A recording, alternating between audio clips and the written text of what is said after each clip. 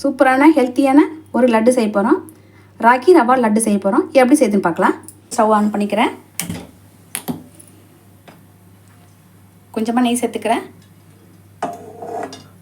முந்திரி வந்து அதில் சேர்த்துக்கிறேன். நம்ம இதில் தேவைப்பட்டால் திராட்சை நட்ஸ் எல்லாம் கூட நம்ம சேர்த்துக்கலாம். பாதாம் எல்லாமே சேர்த்துக்கலாம். இதில் நான் வந்து வெறும் முந்திரி மட்டும் போட்டுருக்கேன். முந்திரி நல்லா சவுக்க வறுத்தெடுத்தாச்சு.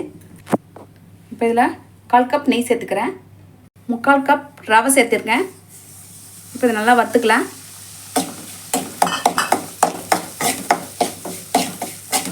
கால் கப் ராகி மாவு சேர்க்குறேன்.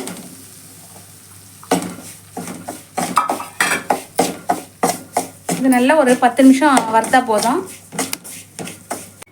10 நிமிஷம் வறுத்து எடுத்து கொட்டி வச்சாச்சு. இப்போ தண்ணி சேர்த்துட்டு வெல்லம் சேர்த்து நம்ம பாகு எடுத்துக்கலாம். 1/2 கப்பு வெல்லம் சேர்த்துருக்கேன். நாட்டு சக்கரை. இப்போ 1/2 கப்பு வந்து தண்ணி சேர்த்துக்கிறேன். அதில்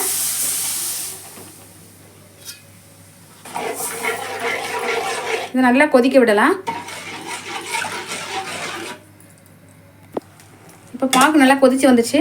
இப்போது ஏலக்காய் சேர்த்துக்கலாம். 5 நிமிஷம் நான் கொதிக்க விட்டுருக்கேன். இப்போ ஸ்டவ் ஆஃப் பண்ணிவிட்டு இப்போ வறுத்த ரவையை அதில் சேர்த்துக்கலாம்.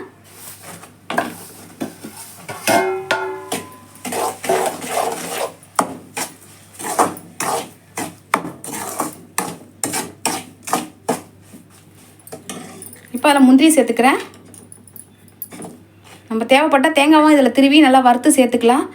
பால் கூட நம்ம அதில் சேர்த்து உருண்டை பிடிச்சிக்கலாம். பால்லாம் சேர்த்தா சீக்கிரம் கெட்டு போய்டுங்க. நான் வந்து பால் சேர்க்கலை. இப்போ சூடு ஆற வச்சு நம்ம உருண்டை பிடிச்சிக்கலாம். நல்லா சூடு ஆனதுக்கப்புறம் நம்ம உருண்டை பிடிச்சி வச்சாச்சு. இப்போ சூப்பராக இருக்குது பாருங்கள் ராகி ரவா லட்டு. கண்டிப்பாக ட்ரை பண்ணுங்கள்.